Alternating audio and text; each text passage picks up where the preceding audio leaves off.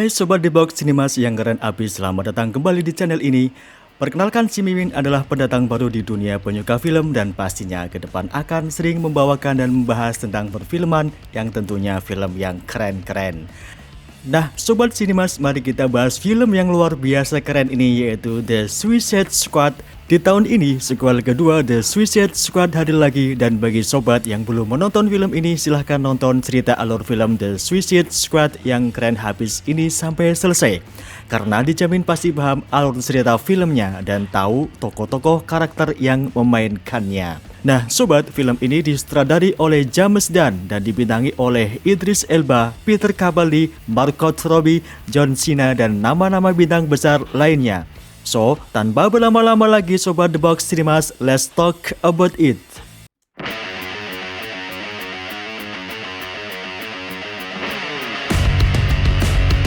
Di scene awal, kita diperlihatkan Seven, penjahat dengan kemampuan bertempur jarak dekat dan juga ahli bom, yang sedang memainkan bola di lantai dan tembok penjara saat dia sedang beristirahat. Dan seketika itu dia juga membunuh burung kecil yang hinggap sedang mencari makan di lantai penjara Seven berada. Datanglah Amanda Waller, Direktur Argus dan pimpinan Task Force X. Seven diminta menjalani misi mustahil demi negara. Jika dia berhasil dalam misi ini, maka hukumannya akan dikurangi 10 tahun. Tetapi jika dia kabur, maka dia akan langsung dieksekusi oleh Waller dengan meledakkan kepalanya. Tim Task Force X dikomandoi oleh Colonel Rick Flag. Tim yang dulu bernama Suicide Squad ini telah berganti menjadi Task Force X. Terdiri dari Kapten Boomerang, Blackguard, Mongal, Javelin, TDK, Whistle, and Harley Quinn. Mereka berdelapan pun berangkat menuju ke Corto Maltese. Sedangkan di markas utama Argus, para staf sedang asik main taruhan siapa di antara tim Task Force X yang akan koid duluan atau kabur duluan. Asli parah ini guys. Tim pun telah tiba di dekat pantai Corto Maltese dan langsung terjun ke laut. Tapi lucunya guys, ternyata si Whistle ini nggak bisa renang. Dia langsung tenggelam dan diselamatkan oleh Seven. Tapi udah nggak keburu, malah mati tenggelam si doi ini. Setelah semua sampai di pantai, mereka mengira misi akan berjalan lancar. Ternyata guys, Blackguard ini berkhianat. Dia telah membocorkan misi ini ke tentara Corto Maltese. Jadi tim terperangkap di pantai. Dan seperti biasa, kalau kita berkhianat, ya kita juga bakal dikhianati. Blackguard yang pertama gugur. Melihat ini, mereka melawan balik walaupun mereka jauh lebih sedikit. Anggota tim memperagakan kekuatan masing-masing, seperti Kapten Boomerang, Harley Quinn. Tapi ya, karena mereka ini enggak kompak dan terkesan nyerang sendiri-sendiri, ya jadi perlawanan mereka enggak ampuh, malah melukai timnya sendiri. Boomerang gugur disusul oleh Mongal yang terbakar akibat ledakan heli. Javelin dan TDK tewas di tempat masing-masing. Melihat ini, Seven langsung kabur berberit-berit. Waller memperingati Seven untuk kembali. Jika dia kabur, maka akan diledakkan kepalanya. Tapi si Seven ini memang sudah ketakutan, jadi dia nggak peduli. Jadi ya akhirnya gugur juga dia. Harley Quinn berlari mencari selamat. Dia bertemu Javelin yang udah bersimpah darah. Si Javelin memberikan tongkatnya ke Quinn untuk dijaga. Harley Quinn pun tertangkap oleh pasukan militer, sedangkan Rick Flag berlari ke dalam hutan dan juga terkepung oleh pasukan di sana. Ternyata guys, misi ini nggak gagal. Si Waller ini licik. Dia kirim tim yang lain untuk mendarat di pantai yang lain Corto Maltese. Tim kedua ini dipimpin oleh Bloodsport. Jadi tim pertama mengalihkan perhatian para militer, sedangkan tim kedua yang akan menyusup ke dalam. Di adegan selanjutnya kita dibawa ke 3 hari sebelum. Di sini kita melihat Bloodsport sedang bertugas menjadi OP di penjara. Dia sedang dirayu oleh Waller untuk gabung di tim Suicide Squad, tapi dia nggak mau. Setelah dia dikunjungi oleh putrinya, di sini putrinya mengatakan kalau dia kena tangkap karena mencuri dan akan masuk ke tahanan. Walaupun dia nggak akur sama putrinya ini, tapi dia tetap nggak terima kalau putrinya akan dijebloskan ke sel karena mencuri. Dia ngamuk sama Waller, dan Waller bilang satu-satunya cara agar putrinya tidak masuk ke penjara dengan cara ikut gabung ke Task Force X. Karena nggak ada pilihan lain, ya terpaksa dia mengiyakan. Kemudian dia diperkenalkan ke tim lainnya, yaitu Peacemaker, Nanaue atau Kingside, Ratcatcher 2, dan Polka Dot Man. Setelah itu, mereka berlima dijelaskan mengenai misi mereka, yaitu dengan menyusup ke Corto Maltese dan menghancurkan bangunan yang bernama Jotunheim. Project Starfish dicurigai berada di Jotunheim. Proyek ini meneliti mengenai sebuah alien, jadi mereka bertugas untuk menghancurkan fasilitas Jotunheim berikut seluruh dokumen-dokumennya. Untuk bisa menerobos ke Jotunheim, mereka harus dapat menangkap The Tinker dan memaksanya untuk membantu mereka. The Tinker ini merupakan ilmuwan kepala di Jotunheim. Adegan berikutnya kita dibawa ke masa kini, yaitu masa di mana tim 2 telah berhasil masuk dengan selamat ke pantai Corto Maltese dan menuju ke hutan. Di dalam hutan, tim memutuskan untuk beristirahat. Selagi istirahat, ternyata Nanowe ini lapar dan memutuskan akan memakan Ratcatcher 2 yang sedang tertidur. Untung kejadian ini dilihat oleh Bloodsport dan dia bisa mencegah. Dia pun berhasil menembak mundur Nanowe. Setelah tahu Nanowe mau makannya, Ratcatcher 2 memanggil para tikus untuk mengepung Nanowe. Ternyata guys, Bloodsport ini fobia sama tikus, apalagi sebanyak itu. Melihat itu, anggota tim lainnya menertawakan dia, terutama Peacemaker yang ternyata telanjang dan hanya menggunakan celana dalam. Kocak banget nih tim. Sebelum tim menuju kota, mereka berlima diberi tugas baru, yaitu menyelamatkan Rick Flag yang tertangkap musuh. Mereka pun telah tiba di lokasi perkemahan Rick Flag ditahan. Mereka pun masuk dengan membabat habis semua musuh-musuh yang mereka lihat. Cara menghabisinya harus tanpa suara. Satu persatu pun mereka habis dibunuh oleh tim. Nanowe ikut membantu dengan memakan orang yang dia temukan. Setelah semua musuh roboh, mereka menuju ke kemah di mana ada Rick Flag. Kaget mereka semua melihat Rick Flag yang ternyata lagi santai ngobrol di dalam. Ternyata guys, si Rick Flag ini bukan tertawan oleh militer Corto Maltese, tapi dia diselamatkan oleh pemberontak. Jadi sebenarnya mereka ini berada di pihak yang sama. Jadi mereka telah menghabisi temannya sendiri. Sol Soria, sang pemimpin pemberontak, marah banget pas tahu anak buahnya sudah pada koid. Tapi Rick Flag bisa meyakinkan Sol untuk tetap fokus dalam mengalahkan musuh. Mereka bersama Sol pun akhirnya setuju untuk membantu Rick Flag dan timnya. Nah, di adegan selanjutnya kita dibawa ke Harley Quinn yang sedang ditawan. Dia diberikan gaun untuk dipakai. Setelah itu dia dirias agar tampil cantik dan dibawa ke kediaman persediaan Silvio Luna. Di sana dia disambut layaknya tamu VIP, kemudian dia bertemu sama Presiden Luna yang mengajaknya keliling istana. Harley terkaget-kaget ketika Luna melamarnya. Harley akan dijadikan istri oleh Luna.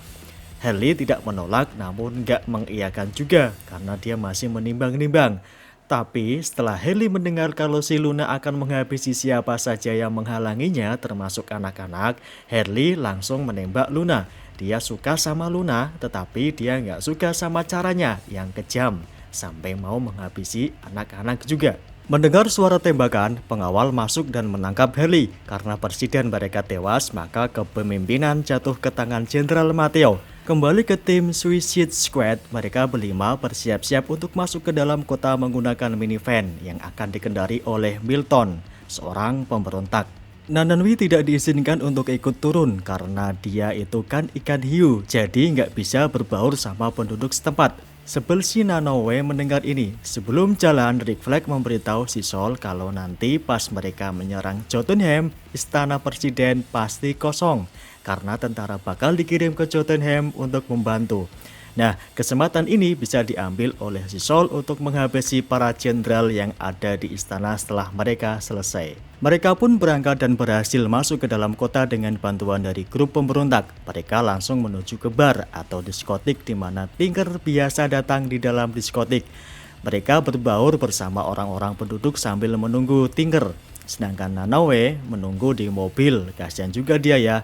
Setelah Tinker datang, Bloodsport nggak buang-buang waktu. Dia langsung menodong Tinker dan menculiknya. Tapi sayangnya guys, militer sudah tiba di lokasi. Militer ini datang untuk mencari orang-orang Amerika yang dicurigai adalah teman dari Harley Quinn. Agar Tinker dapat dibawa pergi, Bloodsport, Peacemaker, dan Rick Flag menyerahkan diri ke militer. Jadi Tinker bisa dibawa kabur oleh Ratcatcher 2 dan Polka Dot Man. Mereka bertiga diangkut menggunakan mobil militer menuju markas. Di dalam mobil itu, Rick Flag mengetahui kalau Quinn masih hidup. Mereka bertiga pun menghantam ketiga pengawal dalam mobil dengan hanya sekali pukul langsung pada tewas. Lalu supir mobil dihabisi oleh Peacemaker. Tindakan ini membuat mobil terjatuh dan terbalik. Mereka bertiga akhirnya bisa keluar dengan selamat dan langsung dijemput oleh Milton. Tapi Rick Flag berniat mau menyelamatkan Harley Quinn dulu sebelum mereka pergi ke Jotunheim. Kemudian mereka langsung bersiap-siap mau menyerang lokasi di mana Harley itu ditahan. Kembali ke Harley, dia sedang digantung dan disiksa oleh Jenderal Matteo. Matteo menanyakan berapa banyak teman Harley Quinn yang datang. Tapi Harley tetap bungkam. Matteo pun keluar ruangan. Kesempatan ini pun digunakan oleh Harley Quinn untuk kabur dari sana. Dia menghajar itu penjaga dan langsung membuka kunci menggunakan jari kakinya. Setelah lepas, Quinn mengambil senjata pengawal dan menerobos keluar untuk kabur. Karena di sana ada penjaga, akhirnya Harley Quinn pun mengajar mereka satu persatu. Bug Black Widow. Satu persatu penjaga itu pun tewas. Di sana dia pun menemukan tongkat pemberian titipan dari Javelin. Kemudian Harley langsung mengambil dan menggunakannya untuk menghajar para pengawal. Setelah keluar bangunan itu, dia memesan taksi. Di dalam taksi, Harley melihat Bloodsport dan Rick Flag yang sedang berlari kecil untuk menemukan di mana Harley Quinn berada. Harley pun langsung menghampiri mereka berdua yang lagi bersiap-siap untuk menyerang. Kaget si Rick Flag kalau Harley ternyata sudah keluar dan selamat tanpa bantuan dari mereka. Adegan berpelukan antara Harley Quinn dan Rick Flag pun terjadi karena dia sudah tahu kalau Rick Flag tahu kalau dia tidak akan meninggalkan timnya satupun. Setelah tim lengkap, perencanaan aksi pun dimulai. Rick Flag, Ratcatcher 2, dan Peacemaker menuju ke ruangan di mana Project Starfish berada. Sedangkan yang lain menaruh peledak untuk merobohkan bangunan. Sedangkan CCTV sudah diputus kabelnya oleh beberapa tikus suruhan dari Ratcatcher 2. Setelah perencanaan selesai, aksi pun dimulai. Mereka masuk di lingkungan komplek tanpa hambatan. Hujan dan kabut membantu mereka masuk tanpa terdeteksi. Di depan Jotunheim, mereka langsung menerobos masuk dengan menghabisi puluhan tentara dengan mudahnya. Para tentara tak mampu sedikit pun melawan mereka. Setelah masuk ke dalam Jotunheim, mereka langsung menyuruh Tinker untuk mengunci itu bangunan karena rombongan militer sedang menuju ke sana. Tim pun mulai melaksanakan tugasnya masing-masing. Tim peledak memasang peledak, sedangkan Rick Flag pergi ke lokasi di mana Project Starfish berada. Di laboratorium itu, Rick Flag dan Ratcatcher 2 terkejut melihat begitu banyaknya orang yang menjadi eksperimen dari The Tinker. Si Tinker malah ketawa dan bilang kalau si Rick Flag sama dia sebenarnya memiliki majikan yang sama, yaitu pemerintah Amerika. Tinker bilang kalau proyek ini adalah proyek milik Amerika, tapi karena sudah jatuh ke tangan Jenderal Matteo, maka Amerika ingin menghancurkan bukti-bukti keterlibatan mereka. Rick Flag sebel banget mendengar kabar ini dan dia langsung mengambil hard disk di dalam komputer dan berniat untuk memberikannya kepada publik. Tapi tindakan ini dicegah oleh Peacemaker. Dia bilang kalau dia ditugaskan khusus untuk Wheeler untuk menghancurkan seluruh bukti termasuk hard disk itu. Selagi mereka bersih tegang, bangunan itu meledak dan roboh. Starro berhasil bebas dari tahanannya. Dia langsung menarik Tinker. Starro ingin balas dendam ke Tinker karena selama 30 tahun dia disiksa oleh Tinker. Tinker langsung dimutilasi oleh Starro, sedangkan Ratcatcher 2 kabur bersembunyi menghindari Starro. Rick Flag dan Peacemaker selamat dari ledakan, tapi Rick Flag tertancap oleh serpihan bangunan. Ini menyebabkan dia agak lemah pas melawan Peacemaker, tetapi semangatnya dapat mengimbangi Peacemaker. Adegan saling hantam pun dilanjutkan kembali. Kekuatan mereka bisa dibilang sedikit seimbang. Flag berhasil mencekik Peacemaker, tetapi Peacemaker berhasil menghujamkan pecahan keramik ke dada Flag dan merobek jantungnya. Kasihan si Flag, dia akhirnya tumbang juga. Kejadian ini terlihat oleh Ratcatcher 2 dan dia langsung kabur sambil mengambil harddisk yang dia temukan. Belum sempat dia memanggil teman-teman tikusnya, dia sudah ditangkap oleh Peacemaker yang langsung ingin menembaknya. Nah guys, kita kembali ke 8 menit sebelum kejadian ini dimulai. Bloodsport yang sedang lagi memasang peledak sama anggota tim lainnya melihat bala bantuan militer telah tiba di Jotunheim. Dia akhirnya buru-buru memasang peledak di sisi gedung lainnya. Si Nanaue malah masuk ke ruang lain. Di sini dia melihat ada akuarium gede. Di dalam akuarium itu ada sejenis ikan aneh dan ikan-ikan itu membentuk wujud mirip Nanaue. Nanaue sendiri senang melihat ini dan mengajak ikan itu untuk bermain-main. Sedangkan tim yang lain diserang oleh pasukan militer yang ada di dalam gedung. Milton pun roboh. Melihat ini, Polkadot Man ngamuk dan menghabisi 2 tentara dengan tembakan polkadotnya. Pasukan lain pun tiba dan langsung dihajar oleh Bloodsport dan Polkadot. Tapi tembakan Polkadot yang kedua ini meledakkan bom yang ada di lantai. Ledakan ini juga memicu ledakan bom-bom lainnya sehingga bangunan pun hancur termasuk akuarium di mana Nanaue berada. Nah, ternyata guys, ikan kecil yang lucu itu ganas benar. Mereka langsung menggigit Nanaue akibat ledakan bangunan Jotunheim. Bangunan menjadi miring dan menyebabkan mereka semua keluar. Nanaue jatuh ke bawah, sedangkan Bloodsport berhasil bergelantungan dengan memegang besi beton. Nanaue yang jatuh terlihat pingsan. Melihat ini, komandan tentara menyuruh anak buahnya untuk menembak Nanaue. Di atas, Bloodsport berhasil naik lagi karena dibantu oleh Harley Quinn. Si Nanaue ini karena kulitnya tebal, jadi tembakan peluru nggak mempan ke dia. Dia malah bangun dengan murkanya dan memakan salah satu komandan. Bangunan yang miring itu akhirnya terjatuh juga. Mereka bertiga berlari dan meloncat ke bagian yang tidak terjatuh. Runtuhan bangunan menimpa Nanaue di bawah dan sebagian tentara. Pegangan Bloodsport ternyata nggak kuat untuk menahannya. Dia jatuh ke bawah dan mendarat sempurna di lantai. Tapi itu lantai nggak kuat dan roboh ke bawah, jadi Bloodsport pun terus jatuh ke bawah bersama robohnya lantai. Ketika tiba pas di saat kejadian Peacemaker mau menghabisi Redcatcher itu, melihat adegan ini tanpa pikir panjang, Bloodsport menembak Peacemaker. Peacemaker pun membalas peluru mereka bertabrakan di udara, tetapi peluru Bloodsport lebih kecil dan padat jadi bisa mengenai leher Peacemaker. Dia pun roboh. Redcatcher pun menceritakan kejadian dan memberikan harddisk ke Bloodsport. Akhirnya tim yang lain tiba, termasuk Nanaue yang lagi asik makan kepala. Merasa kalau Starro mau keluar dari bangunan itu, mereka semua lari keluar padahal ratusan personil militer udah menunggu mereka di luar. Pasukan militer tidak menyerang mereka karena melihat di belakang mereka itu ada makhluk raksasa. Makhluk ini adalah Starro the Conqueror, gedenya sebesar keju. Tanpa pikir panjang, para tentara langsung menembak ke arah Starro.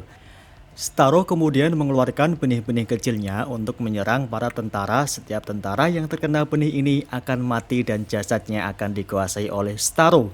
Melihat ini, sang jenderal langsung lemas dan pasrah. Dia tahu kalau tentaranya nggak bakal bisa menghadapi Starro.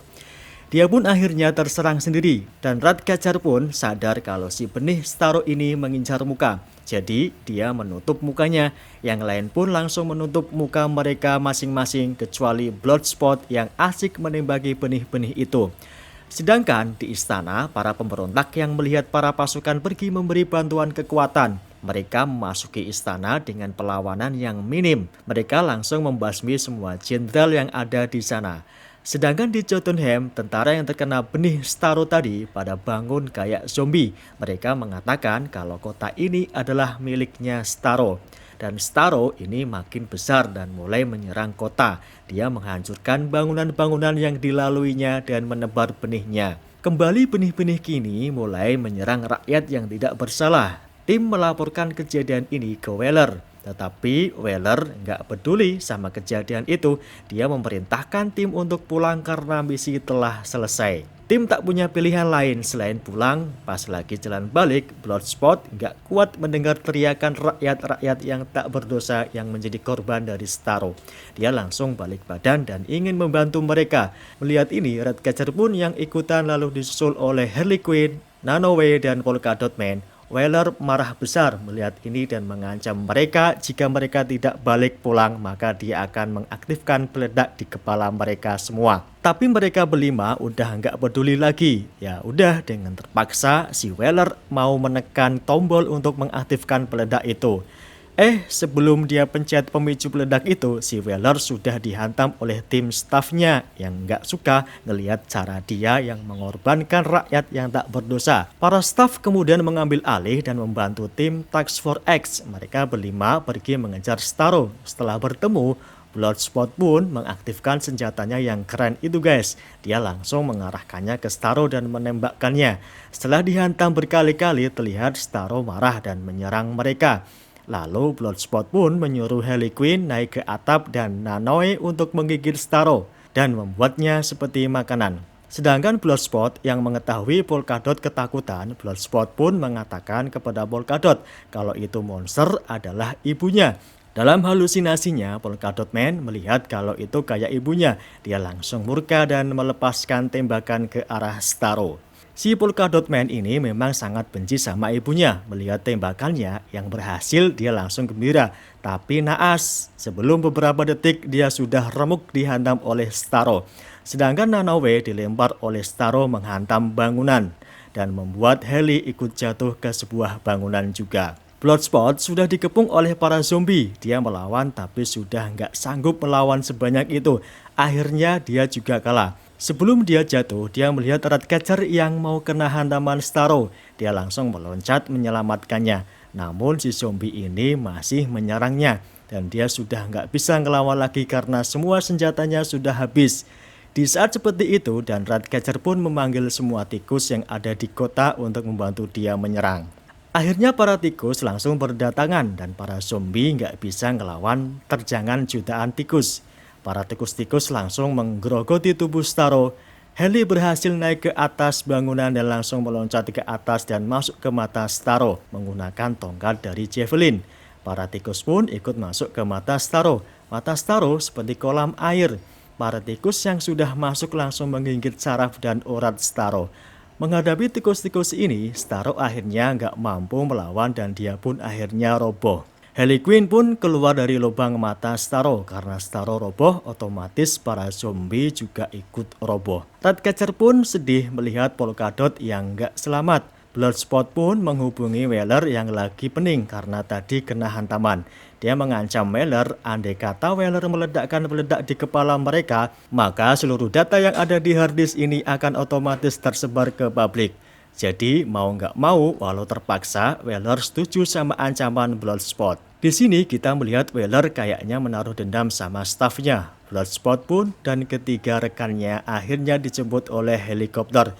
Di dalam heli mereka terlihat sangat lelah, sedangkan Bloodsport terlihat sedang mengatasi fobia tikusnya dengan mencoba mengelus tikus yang ada di pahanya. Di adegan terakhir ini kita melihat Weasel yang ternyata tidak tewas tenggelam. Dia masih hidup dan berjalan ke kota. Waduh, bahaya nih. Kan si doi ini walau kelihatan jinak, dia sudah pernah menghabisi 27 anak kecil. Bisa berulang lagi nih dia di Carto Maltese. Di end credit scene, kita melihat staf Weller sedang berjalan di rumah sakit. Mereka diberitahu kalau ada anggota tim yang selamat. Walaupun terluka parah tapi masih bisa diselamatkan. Dan ternyata guys, yang selamat adalah Peacemaker. Nah, itu dia alur cerita Suicide Squad ini. Aksi-aksinya lumayan keren dan bagus kan? Dan dari segi dialog kadang-kadang ada kata-kata kocak yang menghibur. Filmnya nggak terlalu tegang karena dicampur dengan komedi.